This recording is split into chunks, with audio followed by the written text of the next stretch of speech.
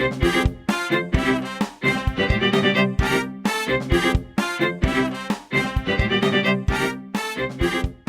to Let's Talk About Suicide and how we can have courageous conversations around this specific topic. This is a space for real conversations, a place where we break the silence around one of the hardest topics we face as human beings. This podcast isn't meant to be therapy. It's not formal training. But what you will hear are suggestions, reflections, and practical ideas that come from years of experience from being a crisis and hostage negotiator, and also from other people's expertise, people who've actually lived through these conversations. It's for anyone who wants to feel more confident, supporting the people that they care about. Because sometimes just knowing how to listen, how to ask, or how to stay fully present can make all of the difference. Here we are going to learn from people's stories, from their experience, and from each other. The aim is simple. We want to be able to give you the courage, confidence, and the hope so you can step into those incredibly challenging and difficult conversations that matter without fear of getting it wrong. So let's talk about suicide. Let's begin that conversation. And I've got some amazing guests for you on this show. Damian, welcome. Thank you so much for being here today with me. It's been lovely to catch up with you. We've just had a conversation off air, so to speak, before we recorded, and it's lovely to see you again and catch up with you. I know you very well. Those people that are listening probably don't know you as well as I do. So please, could you just introduce yourself and let our listeners know who you are? Well, first and foremost, thank you so much for having me today. It's a real privilege and a real honour to be speaking to you. It's lovely to be catching up and talking about the old times and some incredible times over the years. So yeah, just in terms of who I am, I won't go on too much. But my name's Damian. I was in the police service for 25 years. Again, absolute privilege and honour. For 10 of those years, I was in hostage and crisis negotiation, where I got to work with an incredible group of people whose only aim was to help people who were in a difficult place. And we were fortunate enough, both of us, to be in that world, and hopefully we made a difference to a few people, a few families, because that's ultimately the most important part of the work we did. Yeah, absolutely. I couldn't agree with you more. I say it all the time. It was a privilege and an honour to be a hostage and crisis negotiator. And today we're going to share one or a few of your stories, specifically around suicide. And just before we came on air, we were talking about the stats. It'd be really good if you could share some of those stats as well on this podcast, just so we can really get a feel of what suicide looks like in the UK.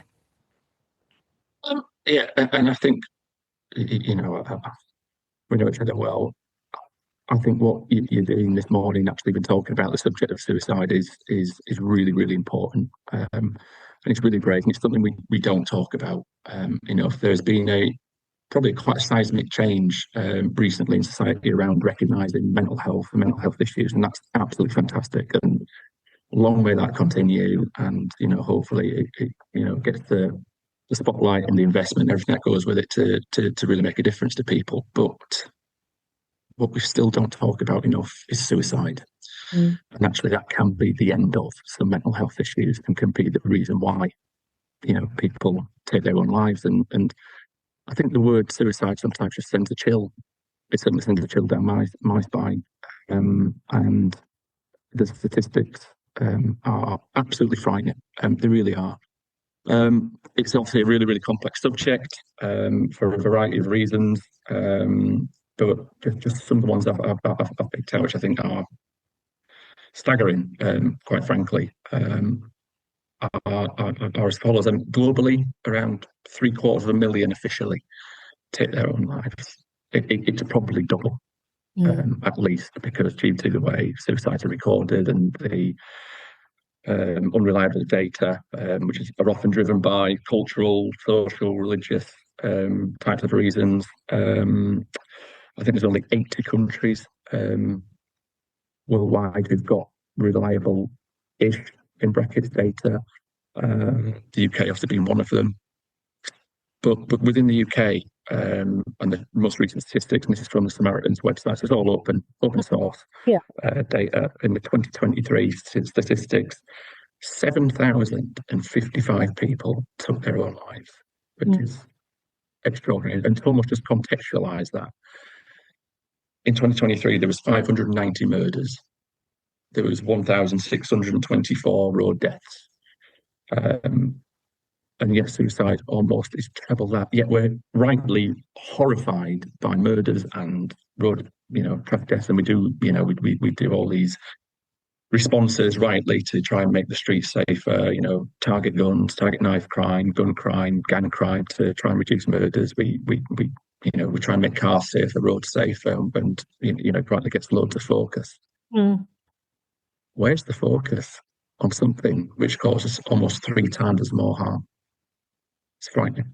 Yeah, and those stats, as you say, are very interesting, especially when you lay it out like, well, actually, that's 3 times more people taking their own lives. And still, I get asked the same question.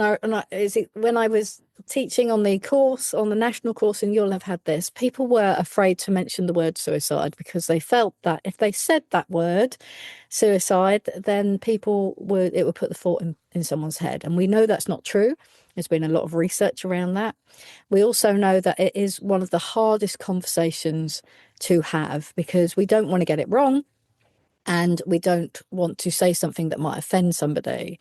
And yet we also know that when we do say, look, I've noticed this about your behaviour, or I've noticed this is happening in your life. How are you really? Are you thinking about suicide? Are you thinking about taking your own life? That opens that door and creates that safe space. Now, I know you're a very experienced negotiator and have had lots of experience. And the whole purpose of today's conversation and podcast is so that we can leave the listener with some practical advice that they can take away. So I'd love to hear a story from you. We change all the names and the places to protect people. At the end of this conversation, there will be the numbers for Samaritans and Shout for people to contact if they are having a particularly bad experience today and just need somebody to talk to straight away.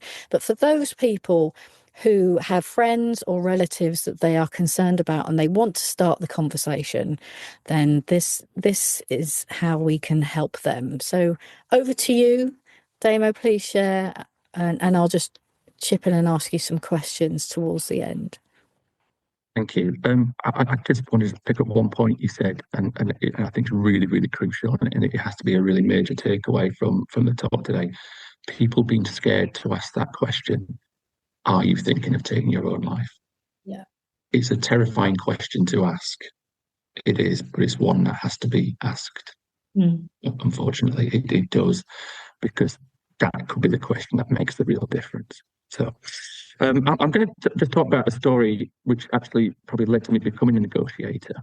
So I wasn't trained at the time, and it was a few weeks after the 7/7 bombs in London. So I was quite a newly qualified sergeant in Camden Borough, and lots of people were taking annual leave because they'd worked so hard around the response to July 7th. And we had loads of people off this particular day, so it was, almost the sergeant's worst nightmare. You've got to go out and answer the calls yourself. So me and another sergeant teamed up, and we got a call from a concerned member of the public who was worried about a young lady who was sitting on a window ledge and seemed to be almost straddling the window ledge. And we turned up and we found a young lady straddling the window ledge about 6 floors up of this particular block of flats. She was on the top floor. So we initially tried to access the building. Absolutely no luck. My colleagues pressing all the buttons, the buzzers. We just could not access this building.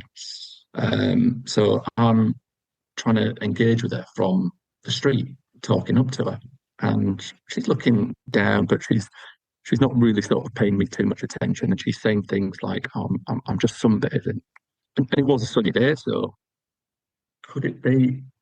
Maybe, but her position just worried me greatly, and I could understand, why someone had called the police. So part of that response, we now start to get an ambulance turn up, fire service start to turn up, start to see people, members of the public start to watch and see what's going on, being a bit nosy in essence. People start leaning out of windows, looking at what's going on, and all of a sudden, this whole situation is ramping up, and we're trying to get people down, officers down to push people back, to close the road off, and it's now quite a significant response to emergency services. She started to say things like, "Oh, my dad's here," and things like that. I said, "Well, can you get your dad to open the door? Can you get your dad to come to the window?" And I just got the sense that it wasn't. And I really was trying. I was completely untrained, so I was just trying to be, can you just go inside? We can talk about this. I'm really worried about you. Just trying everything what I thought was the right thing to do, but what I was probably doing way too much of was talking. I was talking way too much, looking back, reflecting about it. But she just didn't, and she started to move around a lot on that ledge, and I was becoming increasingly concerned for her. And I know we've got probably some time pressures today to speak, but she got up and she looked at me, and I looked at her, and she started shouting. And to this day, I think she spoke. It was almost like Latin. I would said Latin. If someone made me write and I think I did actually write my statement, that it was almost like a different language she was speaking. And very sadly, she jumped. And it was horrible, absolutely horrible. She survived, and I don't know how, because she was 6 floors up. She suffered catastrophic injuries, but she was conscious. And then we had the wonderful people from the ambulance service, fire service, and other officers who, took her off to hospital. Like I said, the injuries was catastrophic. I think she was in hospital for 6 months. But I went to see her in hospital, and I met her mum and whatnot, who were way too nice to me, because I didn't know what to expect. But the reason why I picked this story out was when I spoke to her. When I walked in the room, she went, "I remember you." And I thought, well, what it's on. I was a bit worried, sort of things. I thought she seemed angry, but I was almost relieved that actually she was, physically, mentally sort of astute and aware that she did. Well, that's great. That's good news. And I apologise. I'm really sorry that I didn't help. I didn't. And she went, "No, it wasn't that." She said, "I just thought I had to." And I said, "What do you mean?" She went, "Well, there were so many people and so many fire engines, so many police cars. I thought it got to this stage. I just thought I had to." Wow. And it was a huge light bulb moment. It was, and it was something it was that surrounding pressure had caused, almost a negative effect. Everyone who'd come to help, all this people trying to help, most of the people, there's some very unhelpful people that day, mainly people shouting awful things. And it was that pressure. So a real sort of important sort of lesson around when a person is in real crisis, is to not intensify the pressure. Is trying to relieve that sort of pressure. And that's why sometimes when you get people in crisis who go to motorway bridges, that's why we close motorways off. That's why we close roads off. And I know sometimes the public gets very frustrated and this, but that's why that happens. Is to try and decompress the situation as much as possible, to create as much space and time, just to let the negotiator, or whoever's speaking to them, because it might not be negotiator, it might be a member of the public, a family member, having time and space without that pressure to enable them to decompress and maybe choose a different outcome, rather than feeling they're forced, now that they've caused this commotion, to then act how we would want them to act, if that makes sense. Yeah, that makes perfect sense. And that's a really interesting lesson, isn't it? Because sometimes when somebody is in crisis, and if we bring that back to family units, let's take a family unit. So let's say that there is a teenager in the household and they are self-harming, and they have said to one of the parents, or maybe to several people, that they don't want to be here anymore.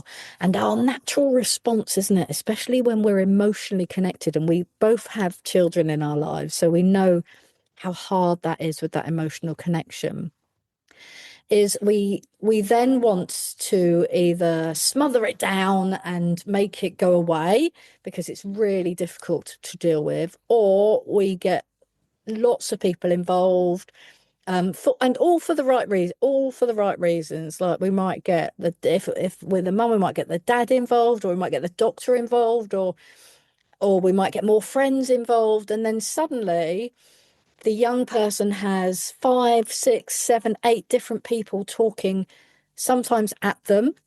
And that can intensify that situation. And thank you for sharing that, because I just never really thought about it like that. So what would your advice be? Because I know you've dealt with lots of different conversations with people in crisis in a variety of ways. What would your advice for somebody who's listening to this today, who might be going through that might have a young person in their life or a friend in their life, and actually there's lots of pressure now on that person? Well, how can we make a difference? How can we help that? Think so. One of the things obviously we used to deal with was kidnaps, Yeah. and sometimes we'd, and many of those were international ones, and sometimes when we'd go to families, we'd try and identify the family member who we think was able actually to speak under pressure. Um, I think it's kind of similar for this is who is really the best person. So when you're a family member, with somebody in crisis, you are emotionally involved, rightly, understandably, and it's difficult when all your emotions, are mixed with their emotions, and all you want to do is help. So is there somebody? It might be a family member. I don't know. It might be somebody else, but somebody who the young person has an element of trust in, and that's a really, really important word. Mm. Someone they can trust, because this type of situation, the situation of crisis, is something that actually doesn't probably end that day, because it's always going to be there then afterwards as well. So it's probably the two elements of, as you mentioned, you've probably got five, six, seven people who would probably be driving there in that car if they knew about it, running around from it around that. It's for the right reasons, but it doesn't help. Mm. And the best thing is to try and decompress that situation as much as possible. And as you say, it's got to be one voice. Yeah. It's got to be one voice. Uh, I think it would be my best advice is one voice. But like we used to do when we got to people in crisis, we'd have our lead negotiator, so to say, what we'd call our number one, but we'd always have a number two with them. And that number two's job primarily was to keep the number one safe. Mm. And just to look after them. And actually, it was reassuring just to know, as when you're speaking to someone in crisis, you've got somebody there, just with you, just knowing someone else is there, but not speaking, but just knowing they're there. That can be really helpful as well.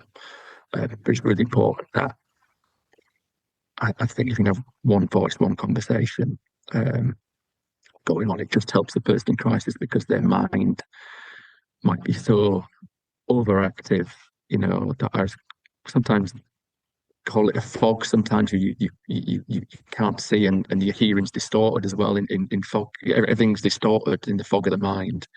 And so I think that the lesser amount, the least of voices and activity, I think is the best way to hopefully safely resolve the situation. Mm. Yeah, I agree with you on the one voice, and I think because especially when you're in that emotional crisis. Now, only speak for myself of being in emotional crisis, and I haven't wanted to take my own life. So I haven't been in that situation. So we're basing this on all the experience of talking to hundreds, if not thousands, of people who have been in crisis.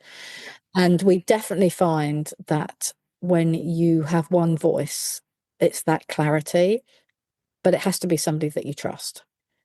And so if you're in an emotional situation, in that family situation, for me, I think what happens is we become so emotionally invested that we want to be the one. We are fixers, especially as parents and carers, we're fixers, and we want to fix it and we want to take the pain away and we want to make it okay. Sometimes we're not the right person to be the trusted person. And that is incredibly hard. That's really hard to think, what? Hang on a sec. You know, I've been with this in my life. I've been with Meg since she was 6. In your life, you've got your own daughter who is 13. Did you say, Damien? Yeah, comic sign, yeah. Yeah. So you've got those lovely teenage years to go through, which we talked about earlier as well. But there's so there's that letting go and not being the fixer, not being the one that's going to be able to fix it. Your role will be, of course, to be there, and in no way, shape, or form is anyone saying that you shouldn't have these open conversations, that you shouldn't create that safe space. And you might well be the person that the Yeah, young person absolutely. turns to and says, I want to talk to you. But yeah, I agree that that one voice, that crisis brains, dealing with lots of emotions, having lots of people talking at you is incredibly challenging, incredibly difficult, especially if you've also are hearing voices, because then you have more voices telling you what you should be doing, and it's very challenging and very confusing. So one voice, top tip there. So if you do have a young person in your life who is in crisis, get the young person to choose, make that part of the decision making process with them, and in a collaborative way. Who would they like to talk to? And then don't be offended if it's Yeah. not you. Don't be offended if it's somebody you haven't even heard of. And of course, all your safety instincts will come out and say, well, are they the right person? Are they safe? Do your background checks, of course, do that. Just bear that in mind and have considerations. What would you say to let's stick with parents, because parenting is incredibly challenging. And especially if you've got a young person who is thinking about taking their own life, what would you say as to parents around what would your tip be around how to actually open the conversation in the first place? I Because think sorry, because you talked about intuition as well. You said when you saw that girl, there was just something about your intuition, and it said, "This is not right. There's something not right here." Yeah, I think as a parent, I think and sometimes it can be scary to open that conversation because actually we don't, as parents, want to hear that our children are thinking of harming themselves and even worse, taking their own lives. We don't want to hear that because that makes us feel a failure, Mm. and we will blame ourselves and all the cacophony of other things. But we need to remember as parents this: it's not about us at that moment. It's about them. Mm. And that's a really hard thing to accept, actually, because we're people and we don't like to be wrong Yeah. um, about things. But we just need to just pause our own ego, pause our own emotions, as hard as that is, and just focus on them. And it's time to listen. But environmental factors to me are really, really key in this. Home should be a safe space. It's not always for children, as we know through our work experience. I'm sure we both have some awful experiences of that, but predominantly, if this is somewhere where a parent can engage with a child, it's got to be in a safe space. So, for me, generally, if it's possible, what is their safest space within the home, and that is oftentimes their bedroom, where they're surrounded by things which make them feel comfortable, and it's to make them feel as comfortable as possible. You could think, well, we'll speak in the kitchen where it's lighter or whatever. Well, you can do, and everyone's circumstances are different. But for me, is where do they feel most comfortable of all? Because when they're in their most comfortable state, they're much more likely to open up. Mm. And we can tell, we know when we have to have other awkward or difficult conversations with our teenagers about different parts of life, where it's like, oh, I don't want to do this, but I've got to do this. And the young person, I don't want to listen to this, but I've got to listen to this. We kind of just got to get over the embarrassment and that challenging bit. Mm. And it's just basically environmental factors, getting them into a place where it's quiet, it's comfortable, where there is that one voice, and maybe mum and dad, maybe but one voice, maybe mum and dad, and if it is or mums or both dads, we're obviously all set up different now in 2025, or our family dynamics are really, really different. But maybe if there's two of you going in that room, just to say, right, I'm probably the better person who to take the lead on this. So that one voice, and then hopefully it's just, what we would call our active listening skills, our observational skills, to say something like, to the child, and I'll use my daughter, Maddie, Maddie, we're really worried about you. And it could be simple as that, and just see how that lands. And you might get an instant emotional reaction, you might get an almost a defensive reaction, but it's just something rather than sort of going, we think you you can hurt yourself. That might come later in the conversation, but for me, it's an incremental way, step by step, to get to the heart of the matter.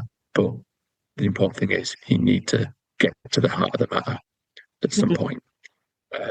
And we can dance around what we used to call the elephant in the room, about, we've noticed some marks on your arms, or we've noticed some marks on your legs, and we're really worried about you. And I think just that starting point of just offering care and reassurance might just be the difference, rather than just sort of going straight on. We've seen that, and just something, we talk about being warm and fuzzy. Well, yeah, it should be, actually. It should be warm and fuzzy, because, we should display kindness, empathy, and a really key word for me in this, Nick, is curiosity.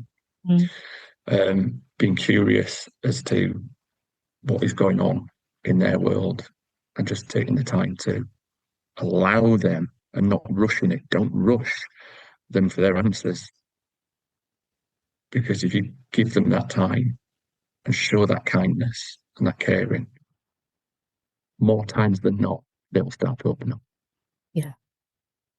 Thanks, Damian. Yeah. So in summary, really, we talked about, intuition. Trust your intuition. If you don't feel something's not right, it probably isn't right. And even if you get it wrong, it's okay to get it wrong, because you might be right.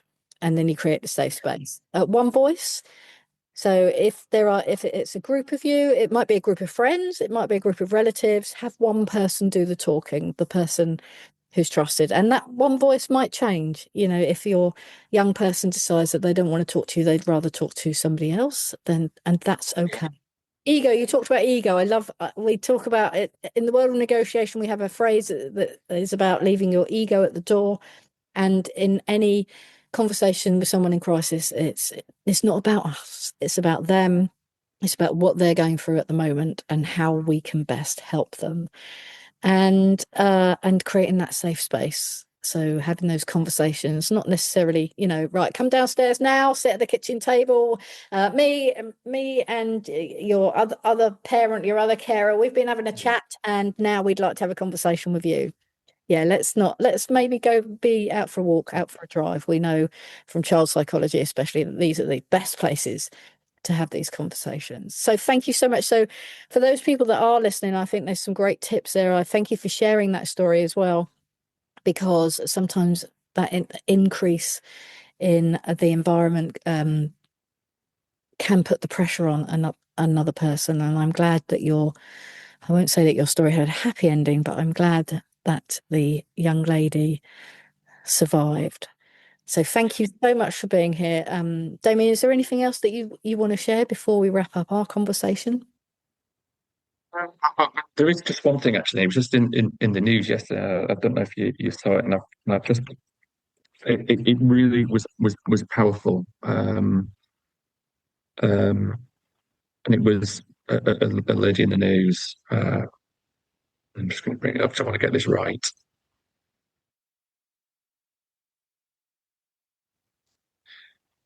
She's called Jane Damerel, and she's aged 32, and very, very sadly, she took her own life.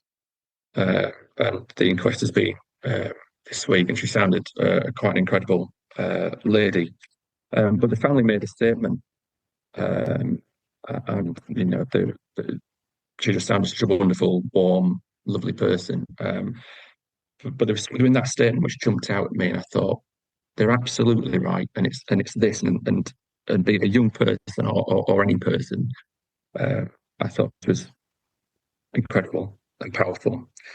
And it's this: it says, by speaking openly and without shame, we hope to contribute to a culture where mental ill health is met with kindness and support, and where people in deep distress and those around them feel seen, believed, and able to reach for support without fear of judgment.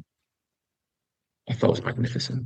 Yeah. And really, really brave of the family to say something like that, to speak openly in such tragic circumstances. Which that should be in front of every person in government when they make their decisions about how they finance mental health, and actually how much they speak about suicide. Because go back to those facts and figures, we need to speak about suicide far more than we do, because it's vital. It's people's lives. It's mums, dads, sons, daughters. Everybody affects everybody in all walks of life, and worried for our young people in particular at the moment, and the pressures and strains of the digital age on them. So it's really, really important we speak about it more, and I'm so glad that you've taken the opportunity to speak about it, and it's been an absolute pleasure and privilege to do so with you. So thank you. Thank you very much, Damian. I think that's a great place to leave it. If you have in any way been affected by today's podcast episode, there are numbers at the end of the transcript which you can contact. We'd like to thank you all for listening. And if you'd like to join our Facebook group, there is also a link to that in the notes that go with this podcast. Have a great day.